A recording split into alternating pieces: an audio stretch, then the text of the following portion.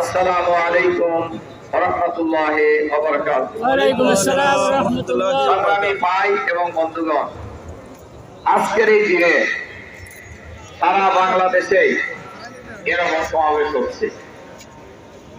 আজকের এই দিনে 2024 সালে বিকালবেলা গোটা বাংলাদেশে লক্ষ নয় কোটি কোটি মানুষ রাজপথে আনন্দে নেমে এসেছে।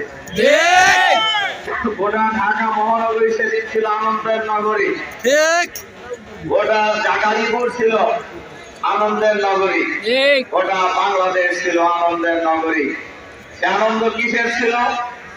দীর্ঘক্ষণ গুম ফ্যাসিবাদের নায়িকা শেখ হাসিনা পদত্যাগ করে বিমানে চড়ে ভারতে পালিয়ে গিয়েছেন। সংগ্রামী ভাই এবং বন্ধুগণ, হাসিনা পালাইতে পারলেও তার সাঙ্গপাঙ্গরা কিন্তু কেউ পালাইতে ওই সময় বিমানে ওঠার সুযোগ পায় নাই। কাজেই আজকে যারা লন্ঠজম্প করছেন ক্ষমতার মসনদে বসে, হাসিনার কাছ থেকে অনেক কিছু শেখার আছে আপনাদের।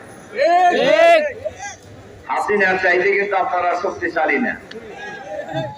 হাসিনাকে পালাইতে হয়েছে, এমন ভাবে পালাইছে, ভাত রান্না করছিলেন সুন্দর সুন্দর মাছ দিয়া, সেই ভাত কিন্তু খেয়ে যেতে উনি বিমানে উঠতে পারেন নাই।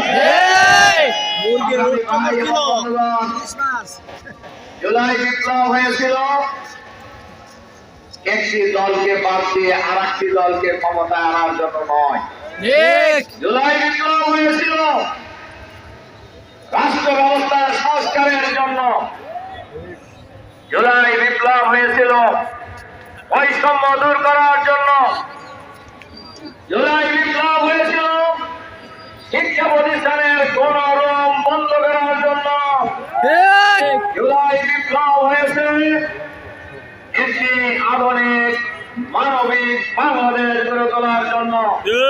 জুলাই বিপ্লব হয়েছে এক ফ্যাসিবাদের পরিবর্তে আর এক নতুন ফ্যাসিবাদের জন্ম নেওয়ার জন্য নয়।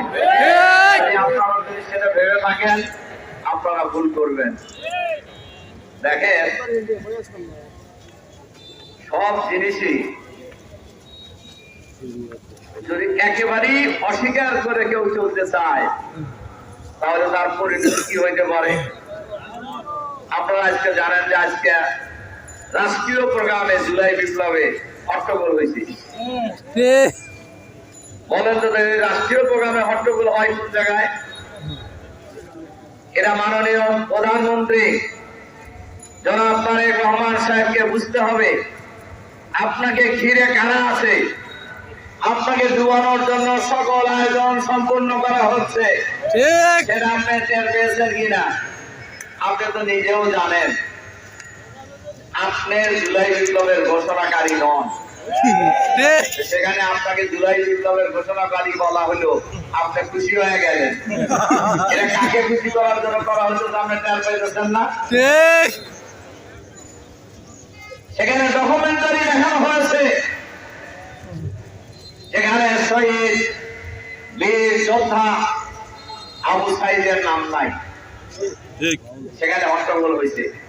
এবং আমাদের দেশের রাষ্ট্রপতি হাফিজউদ্দিন সাহেব বলেছেন, এই ডকুমেন্টারিতে শহীদ আবু সাইদের নাম নাই, এগুলো ডকুমেন্টারি হয়ে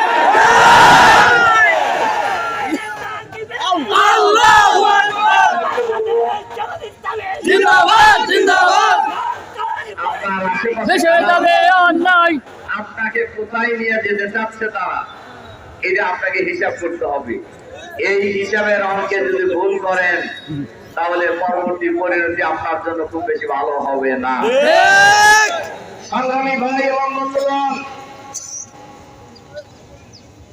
গত 12ই ফেব্রুয়ারি নির্বাচন হয়েছে বাংলাদেশে।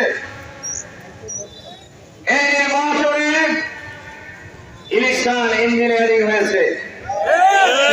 একটি দলকে ক্ষমতায় আনার সকল ষড়যন্ত্র করা হয়েছে। এই ষড়যন্ত্র ভোটের দিন হয় নাই, আগের থেকেই হয়েছে। বিশেষ করে লন্ডন বৈঠক যেটা হয়েছিল, ডক্টর ইউনূস সাহেবের সাথে তারেক রহমান সাহেবের পার্লামেন্টে একজন প্রতিমন্ত্রী বলেছেন ওই দিনে জুলাই বিপ্লবের trump card doctor Yunus Tarek রহমানের হাতে তুলে দিয়েছে।